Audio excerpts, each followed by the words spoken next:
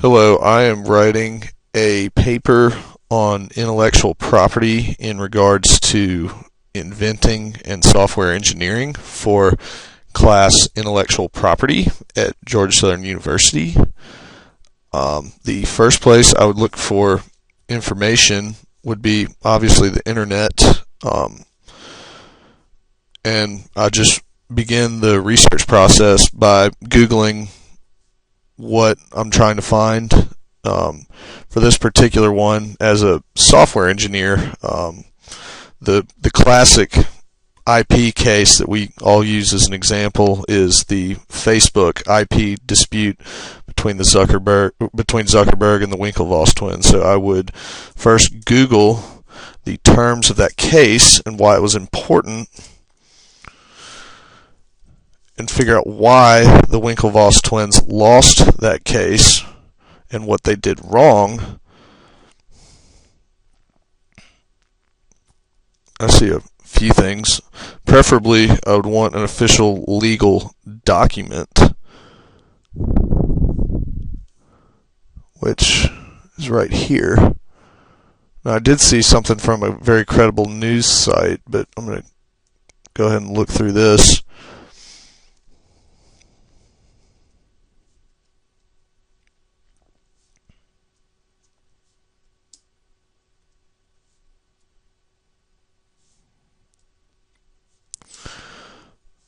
This is basically the official document from the courts detailing everything that went on in that room.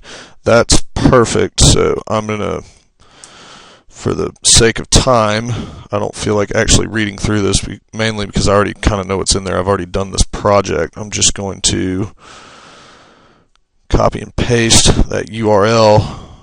I'm in research mode right now, so I'll do my sources later. But I'm not a lawyer, I'm a software engineer, so this CBS News article looks pretty promising as well.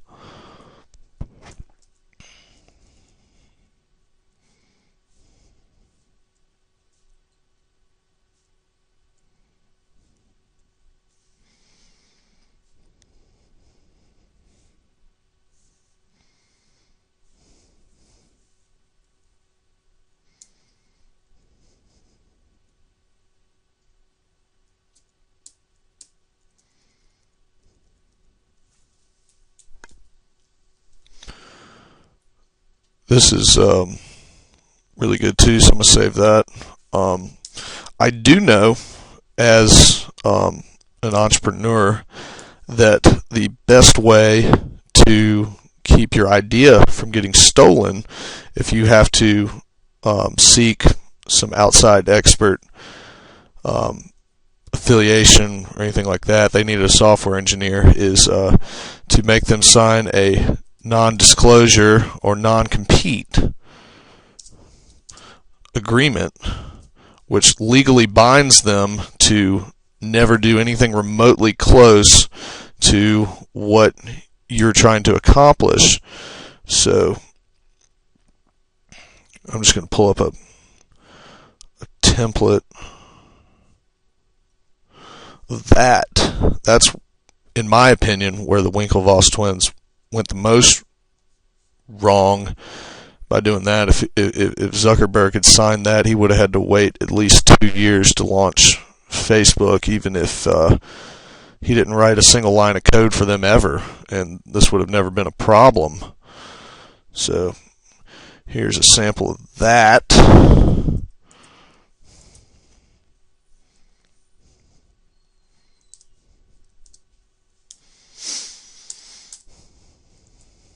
And lastly, I would look up the intellectual property laws regarding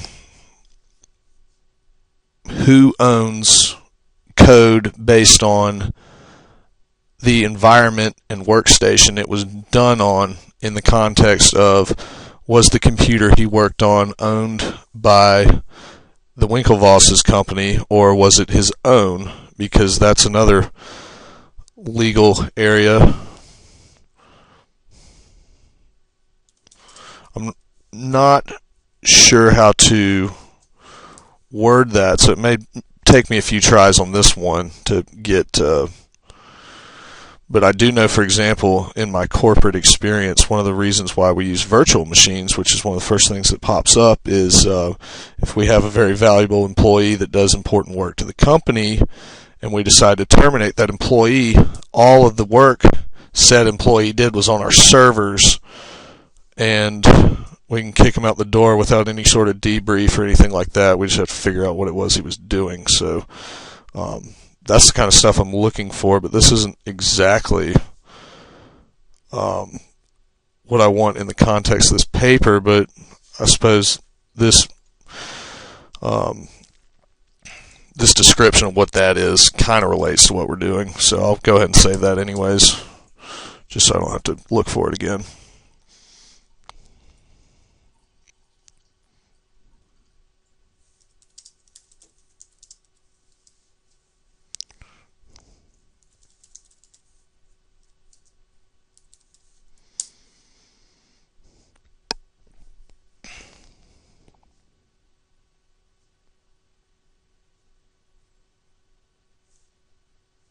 I found something from NSA, who are the kings of controlling any sort of cyber IP, or lack thereof.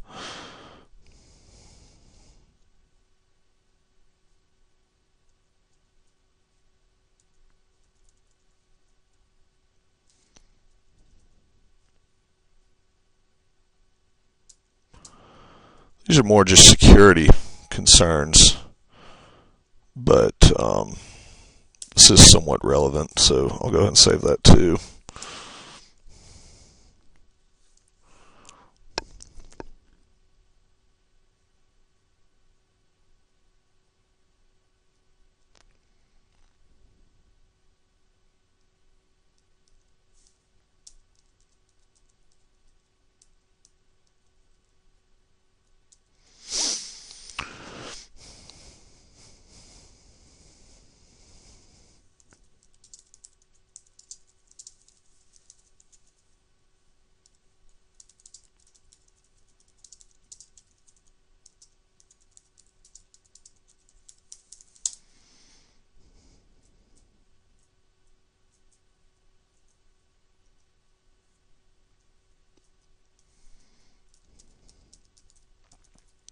This is a really good one right here.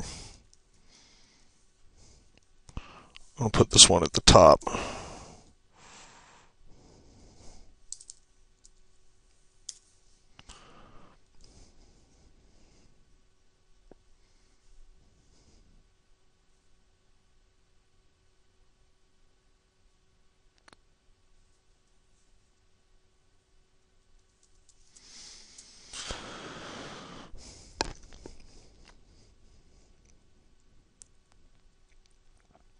The concept of a social network for the purpose of this particular case doesn't really apply, sort of, because it'd be like trying to throw a patent on a computer or something like that. The main way to protect intellectual property in that case goes back to the NDA. Before you say a word, make them sign it, make yourself legally own him for the next 2 years. So that's the way to go.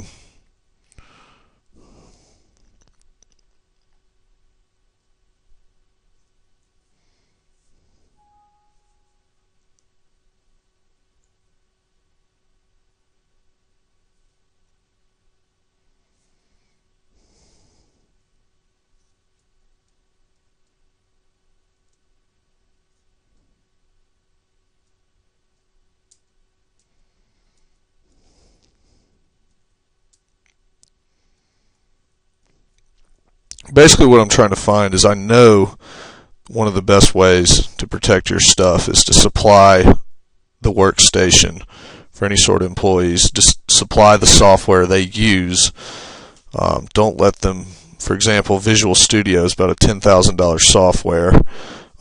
If your coder uses that to develop what you're asking him to code on his own station, off his own funds, he has a major stake in what you're doing just based on having that software and having it on his computer, and that can turn into a mess. So the best way to avoid that is by supplying those workstations in your own network that's up to your security standards. I'm just having trouble finding an article for that specific, because it's kind of, honestly, I'd be one of the ones writing one of those articles, so I'm having trouble finding it.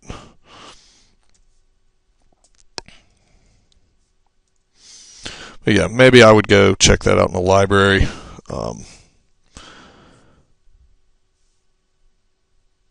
I doubt our school library would really have anything on this, but it's rather specific. But